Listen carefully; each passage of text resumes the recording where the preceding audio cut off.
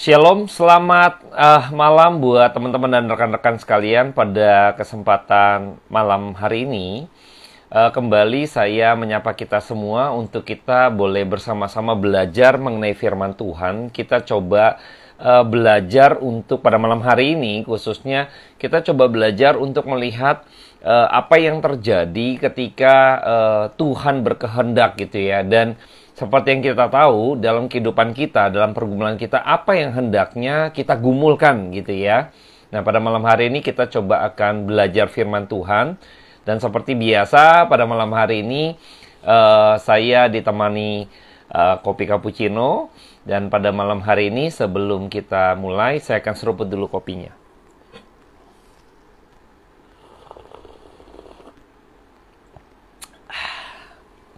Saya juga pada kesempatan ini bersyukur karena pada kesempatan ini juga, di bulan ini juga maksud saya, tanggal 14 Januari yang lalu, Sekolah Kristen Haleluya itu berulang tahun yang ke-33 tahun ya. Jadi saya pakai jersey-nya Sekolah Kristen Haleluya ya. Jadi ini tanda kebanggaan bahwa sesungguhnya ada pimpinan Tuhan di dalam setiap pekerjaan Tuhan. Tentunya kalau Tuhan itu adalah pekerjaan Tuhan, Tuhan akan bawa dan Tuhan akan pimpin gitu ya. Dan pada waktu yang lalu saya juga menyampaikan di depan guru-guru dan staf,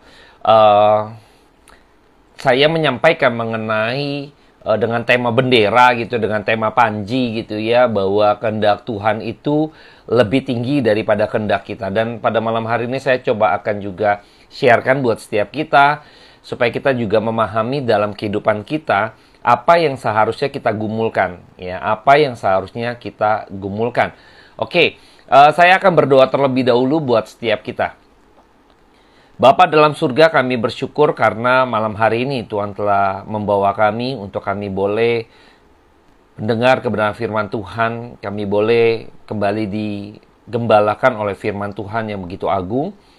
Hamba-Mu berdoa, berkati untuk malam hari ini siaran, juga Tuhan berkati untuk audio, untuk visual, untuk kami boleh belajar firman Tuhan dengan kuasa Roh Kudus-Mu. Hamba mohon, Tuhan terangi hati dan pikiran kami, agar waktu-waktu ke depan ini kami boleh memahami dalam pergumulan kehidupan kami, apa yang harus kami gumulkan. Hamba-Mu serahkan waktu ke depan ke dalam tangan Tuhan. Hanya di dalam nama Tuhan Yesus Kristus, beracaralah atas hati dan pikiran setiap kami pribadi lepas pribadi. Kami mengucap syukur Tuhan. Amin. Baik, saya akan coba memberikan sebuah opening dulu gitu ya, bahwa kita tahu bahwa dalam kehidupan kita ini kita memiliki sebuah visi atau tujuan ya. Tuhan memberikan kita masing-masing pribadi lepas pribadi ini sebuah tujuan gitu ya. Jadi tidak ada ciptaan Tuhan yang di dalam ciptaannya tidak ada tujuan atau tidak ada fungsinya gitu ya. Jadi kita tahu bahwa Tuhan menciptakan segala sesuatunya ada maksud dan tujuannya ya, termasuk kita sebagai pribadi manusia ya. Jadi ada maksud dan tujuan Tuhan. Nah, di dalam Kejadian ya, pada waktu Adam dan Hawa, Adam diciptakan, manusia pertama diciptakan, Tuhan juga memberikan sebuah mandat ya, mandat kepada manusia pertama, yaitu Adam. Dan pada kesempatan malam hari ini saya coba akan kita review sejenak ya, untuk kita bisa mengetahui apa sebenarnya mandat yang Tuhan berikan kepada manusia ketika manusia diciptakan. Saya akan kutip saja di dalam Kejadian 2, ayatnya yang ke-15 ya. Ayat yang ke-15 saya akan bacakan buat setiap kita. Tuhan Allah mengambil manusia itu dan menempatkannya dalam Taman Eden untuk mengusahakan dan memelihara taman itu. Nah, Tuhan memberikan sebuah visi atau mandat kepada Adam ya, untuk menjadi seorang pengelola ya, untuk mengusahakan dan memelihara taman ya, mengusahakan dan memelihara. Jadi kalau kita bicara mengusahakan, maka kita melipat gandakan. Jadi misalnya ada ayam terus dipelihara di tenant gitu ya. Kan tadi ada bicara pemeliharaan juga. Ya, jadi akhirnya bertelur ya, jadi bertambah-tambah banyak gitu ya. Juga tanaman dijaga, dipelihara, ditenun, disiramin, dipupukin dan lain sebagainya. Lalu ketika itu menghasilkan buah gitu ya, dan buahnya itu terus berbuah-buah kembali gitu ya. Jadi ada satu bicara mengusahakan, bicara secara kuantitatif ya, dan bicara pemeliharaan, bicara kualitatif ya. Jadi ada bicara eksternal, ada bicara internal ya. Jadi ini ada hal yang menarik. Nah, kita setiap pribadi ternyata Tuhan memberikan kita sebagai pribadi yang pengelola. Kita ini pengelola ya. Jadi kita dalam hidup pun kita juga menjadi seorang pengelola di hadapan Tuhan ya. Tuhan mempercayakan setiap kita, apapun jabatan kita, apapun profesi kita, apapun yang kita kerjakan, apapun yang kita miliki, itu semua bagian daripada Tuhan yang memberikan itu kepada kita, lalu kita hanya mengelolanya ya. Sama seperti manusia pertama yaitu Adam, Tuhan menciptakan tumbuh-tumbuhan, menciptakan ternak, menciptakan ada sungai, aliran sungai dan lain sebagainya, pohon-pohonan berbiji, bertunas dan lain sebagainya, menciptakan alam semesta, ekosistem yang sudah tercipta, yang Tuhan sudah rangkai begitu rupa secara sempurna. Lalu menempatkan Adam. Nah, Adam hanya mengelola saja ya. Jadi Adam hanya mengerjakan apa yang sudah Tuhan percayakan, yang sudah Tuhan sediakan, yang sudah Tuhan berikan. Demikian juga dalam hidup kita. Tuhan sudah memberikan, baik itu kekayaan kita, pekerjaan kita, profesi kita, usaha kita, mungkin keluarga, ya kan, pasangan hidup, anak-anak kita, yang Tuhan percayakan, yang Tuhan titipkan itu sebenarnya. Untuk kita apa? Untuk kita kelola. Untuk kita kelola kembali, untuk kita mengusahakan, untuk kita memelihara, ya. Jadi seringkali kita jangan sampai lupa akan mandat daripada Tuhan. Jangan sampai kita lupa akan visi daripada Tuhan, ya. Jadi semuanya ini milik Tuhan. Kita harus kembalikan kepada Tuhan, ya. Kepada Tuhan. Nah, pada waktu manusia jatuh dalam dosa, justru yang terjadi adalah Adam dan Hawa ya, ketika jatuh dalam dosa, mereka merusak gitu ya. Justru mereka tidak menjalankan mandatnya. Mereka tidak lagi menjalankan fungsinya ya. Saya akan kutip saja, coba kita akan melihat gitu ya. Ini seringkali kita sudah dengar, tapi coba kita memperkaya gitu ya untuk kita banyak wawasan. Karena di bagian ini seringkali saya tempelin singgung gitu kan, karena berhubungan dengan beberapa poin penting gitu ya. Yang mungkin saya juga terbatas di buku Pakaian dari Allah, saya agak singgung gitu ya. Cuman mungkin karena pendalamannya agak kurang ya. Kalau di komik kan hanya gambar, visual, lalu cerita sedikit gitu ya, dialog gitu ya. Dan pada malam hari ini saya akan coba kita menggali sedikit ya. Saya akan bacakan di dalam Kejadian 3 ayat yang ke-7 ya. Ayat yang ke-7 saya akan bacakan.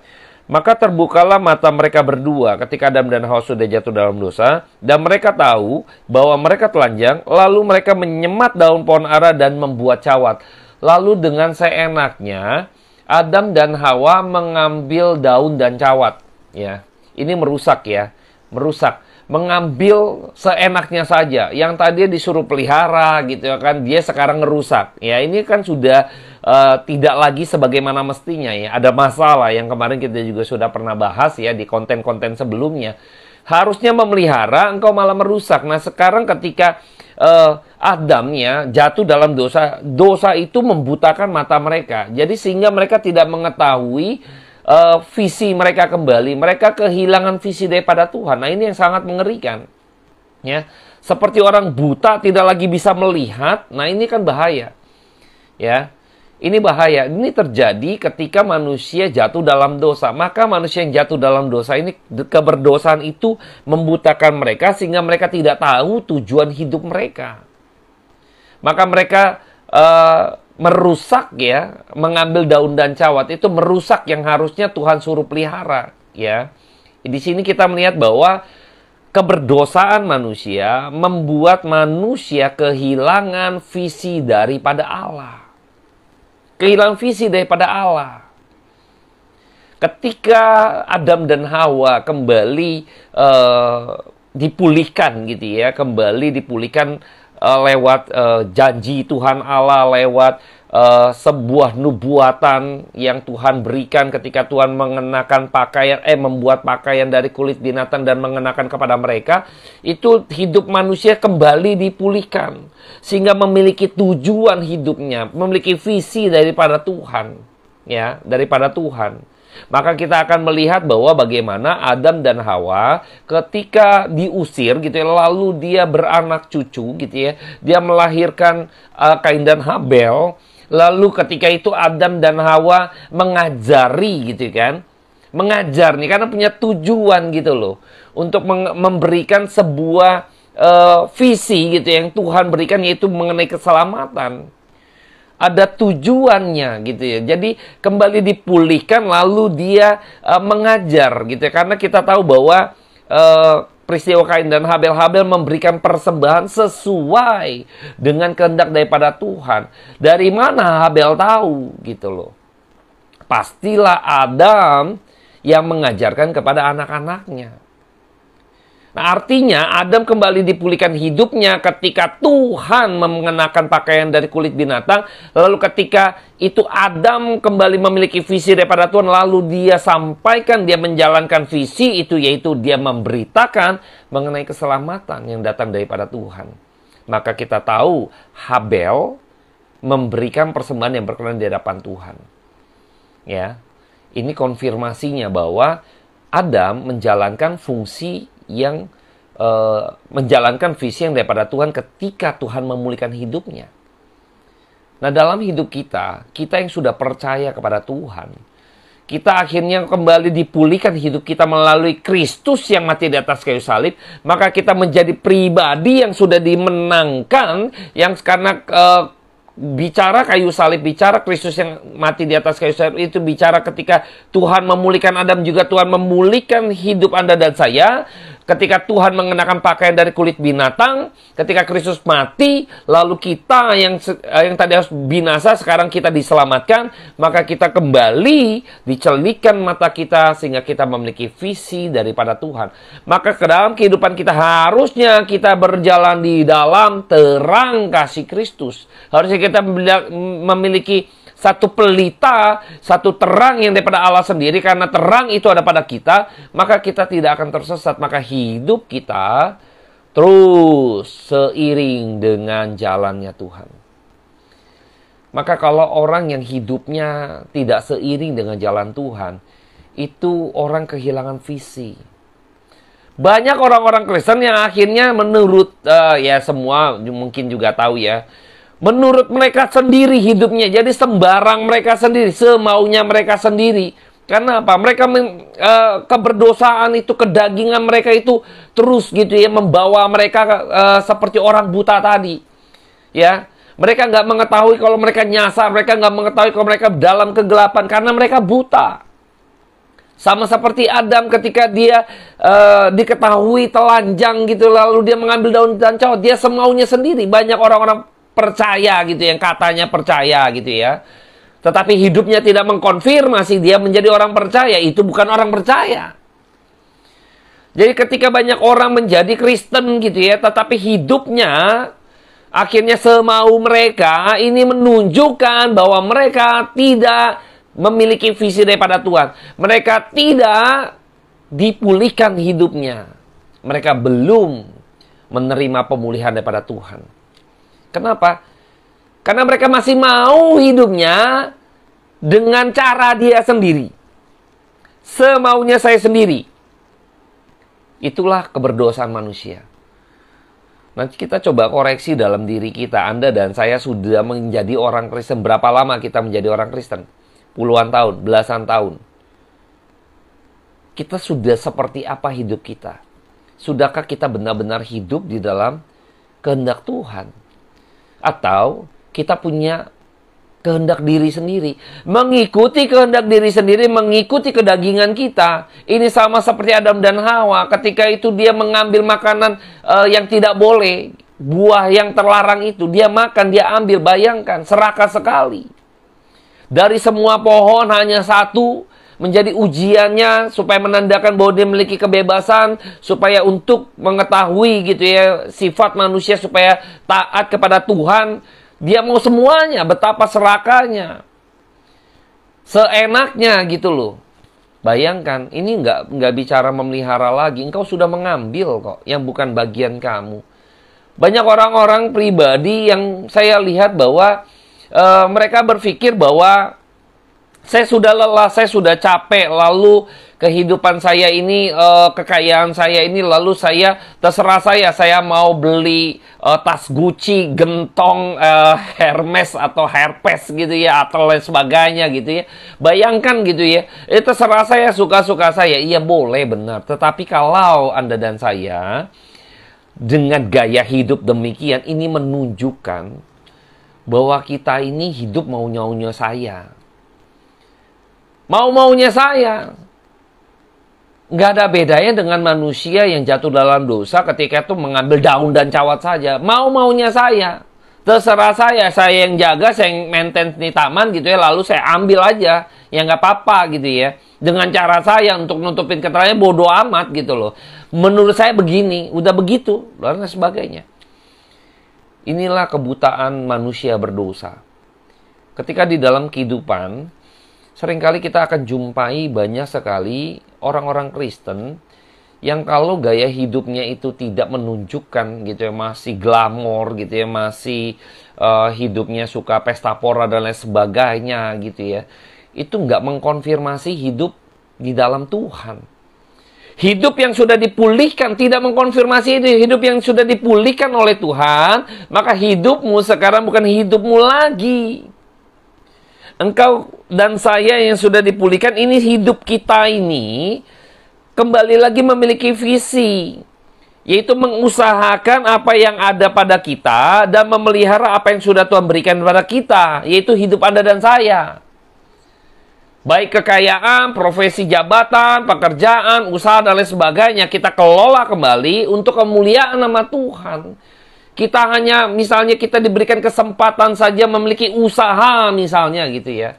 Itu hanya kesempatan yang Tuhan percayakan saja kepada kita. Tapi ketika kita tidak mengelola dengan baik, kita tidak benar-benar mengelola sesuai maunya Tuhan, sesuai dengan kehendak Tuhan, bahaya di sini. Boleh gak kita sudah capek-capek mengelola usaha kita, pekerjaan kita, lalu kita boleh menikmati? Boleh kok, nggak salah gitu ya. Tapi seberapa banyak kenikmatan yang kau berikan untuk dirimu sendiri, dan seberapa banyak yang sebenarnya harusnya engkau berikan kepada Tuhan. Kita harus pikir baik-baik. Di sini kita harus renungkan baik-baik. Ketika Anda dan saya sadar, ya, sebagai pribadi yang sudah ditebus oleh Tuhan, sadar bahwa apa yang ada pada melekat dalam diri saya, dalam hidup saya, entah itu kekayaan saya, entah harta saya, entah usaha saya, segala sesuatu atribut yang melekat pada diri saya,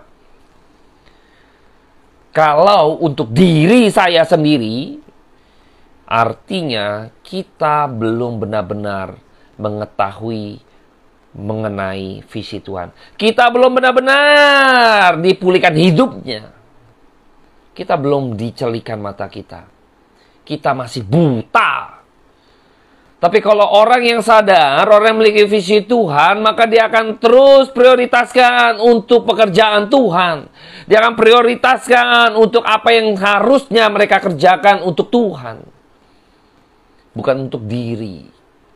Orientasi selalu pikirkan. Kalau Anda dan saya sudah menjadi pribadi yang benar-benar menjadi orang percaya, orang Kristen, dengan kesadaran tinggi yang punya visi, maka engkau akan mengekang keinginanmu, engkau akan mendahulukan kehendak Tuhan, engkau akan menundukkan kehendakmu di bawah kehendak daripada Tuhan. Maka kita bisa mengerem dikit. Kalau Anda dan saya sebagai pekerja usaha atau apapun gitu ya, boleh gak menikmati hasil kerja kita? Boleh saja. Tapi jangan sampai engkau melupakan, engkau mengabaikan yang seharusnya engkau berikan kepada Tuhan, yang seharusnya engkau lakukan untuk pekerjaan Tuhan, harusnya engkau terlibat dalam pekerjaan Tuhan. Kita ambil simpel contoh. Kita diberi waktu yang begitu luar biasa, kesehatan yang luar biasa. Lalu kesehatan itu buat apa? Kita punya 24 jam, ambil satu hari saja 24 jam ya. Kesehatan yang baik, misalnya saya punya kesehatan yang baik gitu kan. Dalam 24 jam, berapa banyak waktu yang saya habiskan untuk nonton kah? Untuk nonton film, sinetron kah, berita, mungkin sepak bola, hobi, dan lain sebagainya gitu ya. Seberapa banyak itu kita untuk maintain diri kita sendiri. Seberapa banyak, misalnya saya lah, ambil contoh, nggak usah ngomongin orang gitu ya. Kalau saya menjadi profesi sebagai seorang bekerja di yayasan, lalu juga sebagai penginjil, seberapa banyak waktu saya untuk terlibat dalam pekerjaan Tuhan. Seberapa banyak saya juga belajar, bergumul, berdoa, dan lain sebagainya yang berkaitan dengan pelayanan saya. Atau jangan-jangan lebih banyak saya memaintain diri saya untuk saya mungkin menghibur diri saya gitu ya, nonton film gitu kan, terus juga mungkin nonton YouTube dan lain sebagainya, mungkin seperti itu yang sifatnya mengentertain diri saya gitu kan. Jangan-jangan bobotnya lebih banyak. Kalau bobotnya lebih banyak, nah ini celakanya. Ini artinya orang yang hidupnya nggak punya visi daripada Tuhan. Kalau orang yang nggak punya visi daripada Tuhan, Tuhan nggak mau pakai. Ya, saya jadi ingat perumpamaan ketika Tuhan memberikan 1 dinar gitu ya kepada 3 orang gitu ya. Ada 3 orang bagian, yang satu menghasilkan 10, satu menghasilkan 5 gitu ya. Terus satu dipendam, terus juga mengenai talenta, ada yang dikasih 5, ada yang dikasih 2, ada yang dikasih 1 gitu ya. 5 jadi 10, 2 jadi 5 gitu ya, 1 dipendam dan sebagainya. Ketika dikasih 1 dinar, 1 dinar, 1 dinar, yang 1 dinar yang terakhir yang tidak mengerjakan apapun, Tuhan ambil. Waktu Tuhan ambil, Tuhan berikan kepada yang menghasilkan 10. Kalau Anda dan saya, apa yang melekat dalam diri kita, kita tidak kelola sesuai dengan maunya Tuhan, maka Tuhan suatu kali akan ambil. Suatu kali Tuhan akan ambil. Tapi kalau engkau setia, Tuhan akan tambahkan. Setia perkara kecil, Tuhan kasih perkara besar. Anda dan saya sebagai pengelola saja, itu kita harus sadar. Kita harus sadar. Maka ketika kita bergumul dalam kehidupan kita, seharusnya yang kita gumulkan adalah apa mau Tuhan. Karena yang terjadi adalah maunya Tuhan. Anda dan saya harus sadar bahwa hidup ini yang terjadi adalah kehendak Allah. Maka dalam hidup saya harus bergumul mengenai kehendak Allah. Apa yang Tuhan mau dari jabatan saya, apa yang Tuhan mau dari usaha saya, apa yang Tuhan mau dari kekayaan saya, apa yang Tuhan mau dari intelektual saya, apa yang Tuhan mau dari saya, yang Tuhan sudah percayakan. Itu harus kita gumulkan. Sesungguhnya hidup kita ini hanya menggenapkan kehendak Allah. Sama seperti Kristus datang ke dalam dunia ini hanya untuk menggenapkan nubuatan dan kehendak Tuhan, kehendak Allah Bapa. Kita tahu pada waktu itu Tuhan Yesus di Taman Getsemani, dia bergumul, kehendakmu yang jadi, bukan kehendak pribadi, bukan kehendak dirinya, tetapi kehendak Bapa. Wah, ini yang harus menjadi pergumulan hidup kita. Anda dan saya harus bergumul mengenai kehendak Tuhan dalam hidupmu. Jangan bergumul untuk kepentingan pribadi saja. Saya berharap kita mulai memikirkan kembali. Sudahkah kita dalam hidup yang kita jalanin ini benar-benar menggumulkan kehendak Tuhan?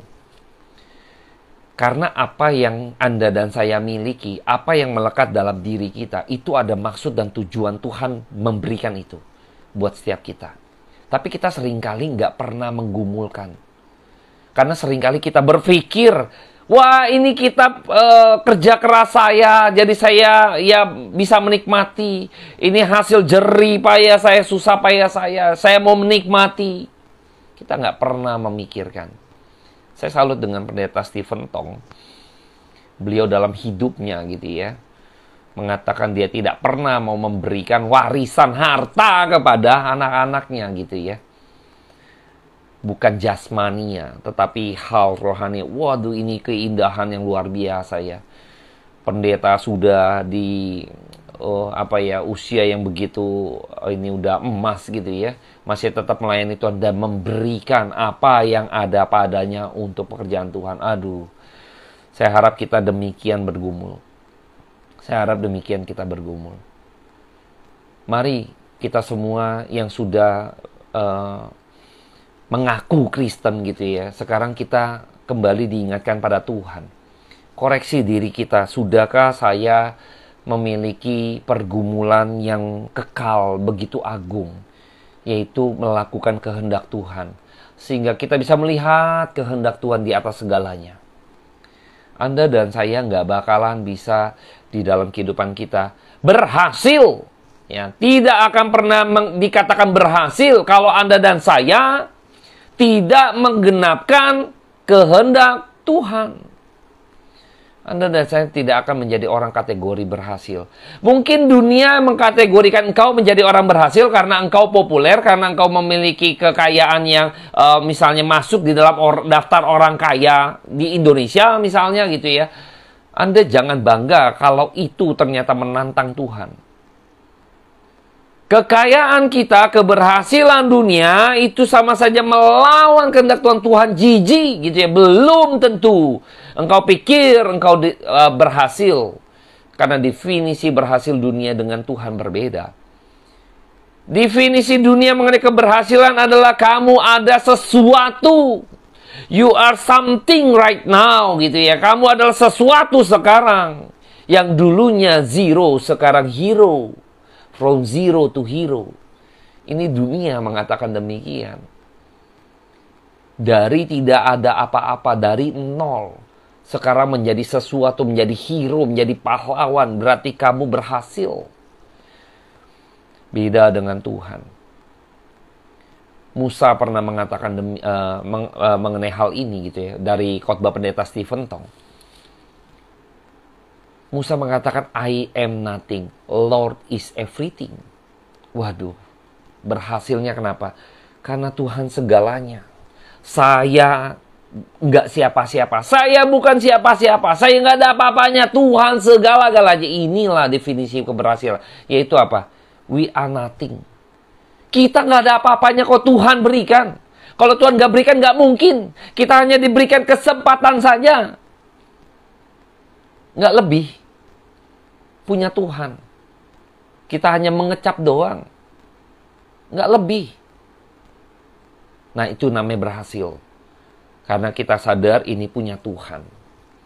Maka Lord is everything. Segala sesuatunya kita berlandaskan, menjalankan, menggenapkan mau Tuhan. Inilah keberhasilan di dalam kekristenan.